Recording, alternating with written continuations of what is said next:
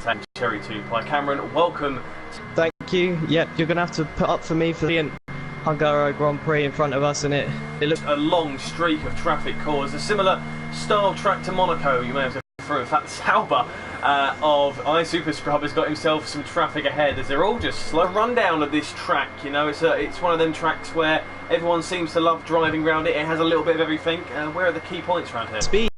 The middle sector has a lot of twisting corners, and the two corners that stand out to me is turn 4 and turn 11 with these new cars, where it's going to be a bit of a struggle. They're nearly flat in qualifying, but in the race there could be quite a big lift with the end trying to step out. But turn 1 will be your main overtaking opportunity. Oh, sorry to interrupt there, Cameron, but sorry, iSuper Scrub there, who's just started his lap, has absolutely lost it through turn 1. He's got on the grass, he's lost the rear end and done a 720 spin, and he's lucky to not have terminal damage out there. Sorry to interrupt, but that was a spectacular one on his first qualifying hot lap, and he's a little bit all over the place there. Sorry, Cameron, you can continue. Well, that might have dented his confidence for this qualifying session, but as I was saying, turn 1 looks to be your main overtaking opportunity, as nowhere else really offers too much, with very high downforce going to be around this track. But look to turn 1 for a couple of... From RS Cass, he has done a 16.9. Expect low 16s to be the fastest laps around here. Synthetic, your current championship leader, is a very solid driver around here. We'll shortly find out as well what the weather conditions are going to be. Ollie, the defending champion, has gone pole. Alex is in second at the moment in time as that Williams-Mercedes battle for the constructors continues. We're on board with Davidos. He shows us around this street circuit-esque track here through the chicane, where we could see a few corner cut penalties come alive. If you get that perfectly, it's one of the most satisfying sets of corners, especially coming up now, this long left-right swooping section. We don't know what gear to go down into. Get it wrong and you could lose some significant time. But Davidos so far having a very solid lap. I'm not sure exactly where he could be going into. We'll go have a look at his telemetry now as he comes through this final sector, where you can't really gain significant time, but if you do make a mistake, it can be where it make or break. It's simple corners, left, right, round about 2 hairpins and a 90-degree corner. Coming through now the final corner, and he looks to have backed out of that lap there, so he wasn't on a hot lap. So Davidos coming into the pits there. Clarkey not getting a good lap as well. He might be on a hot lap. We're on board with him at the moment. He's coming through this final corner. And no, he's also coming into the pit. So currently, Ollie D, he is top of the standings.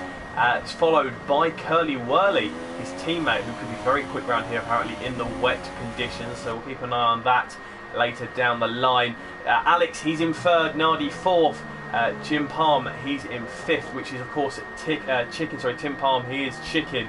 And just to let you all know, Cass in 6th, and the current championship leader, Synthetic, he is in P7. Cameron, the championship has been hotting up a little bit. It seems to be Ollie versus Synthetic at the moment. What do you think? Who do you think is going to have the upper hand here? Well, as it stands, it looks like Synthetic is the main man to beat, but Ollie, after last round at Britain, his home Grand Prix, took the win with Synthetic only in 5th place, so it's a 38-point gap. It'll be interesting to see what Ollie can do today, because it's really down to him to start getting that gap down now. Yeah, it is. He needs to really up his game. He's had a poor start to the season, but we saw last season in AOR that he really turned on the charm and went on one hell of a run to take his first championship in the series, and he'll be looking to keep that good momentum going from last time, as we mentioned, at Silverstone, where he's pretty much on top, untouched by most drivers, and we didn't even show much of him on the highlights. He was doing that well. Jim Pasty seems to be the only man currently out on track setting a lap. I'm not sure if there's a warm-up or an actual lap, but he's locking up an absolute treat there through the penultimate corner. Coming around the final corner now, he's opened this up nicely. He is all over the place, Jim Pasty there. He's not hitting these apexes at all. It might have been a warm-up lap now as he comes across the line, and no, it wasn't like 1:18.3, so he's all over the place there. And it looks like Gemzo as well now coming through this final sector. He'll be trying to do a lot better than his current time. No, he's backed out of it, so it looks like Gemzo is an out lap at the moment. But looks like these guys are going to have one more lap to do. Who's your money on? Ollie at the top at the moment at 16.7, but we're hearing that the low 16s are a possibility. Well, yeah, Ollie does look to be in the best position as of now, but the times are still going to come down with the track getting ever faster. But a quick note that Floris and Chocolate has not attended today. I'm not too sure why, but Floris, he's got the pace. He won at Bahrain and he hasn't turned up today.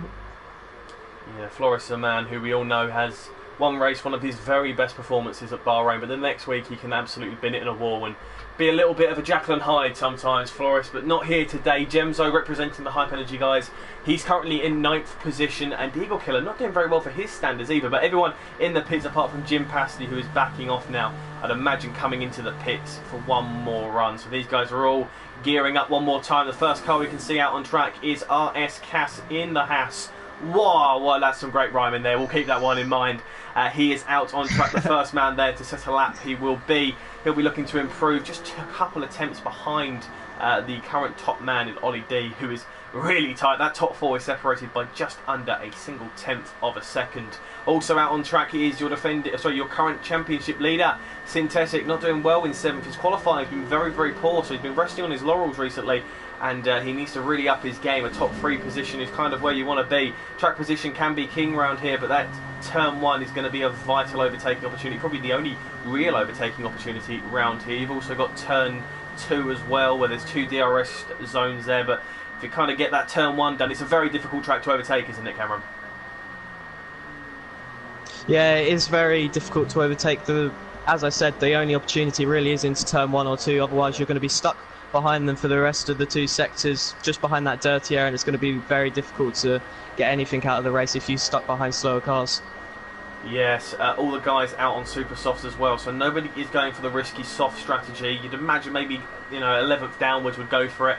Pit stop wise, if you're going on to the super soft to medium, around about lap 10. If you're going for the soft at lap 12, it seems much more worth it if you're on lap if you want to go a little bit longer to go onto them soft compound tyres, but tyre wear can be a bit dangerous around here. On board with RS Cassidy will be the first man to set a lap time as they're all starting to file their way out. Jim Pasty, Gemzo, Clay and Nardi X are the only guys yet to come out on track, but there's still plenty of time. Cass could get himself into a little bit of traffic if he's not worried. You see ahead of him there that it is just starting to pile up the traffic. He needs to avoid that if possible. They need to move out as quick up to this long left-hander, full speed, a little lift off through here now, clips it perfectly, a little bit of an extension, that's what you want. All 4 wheels off, Rolly moving over to one side nicely now. This is where it can be make or break, a little bit of a tank slapper there, comes through the chicane now, got to clip this perfectly. First part done nicely, second part just about, not the optimum line, as all the guys move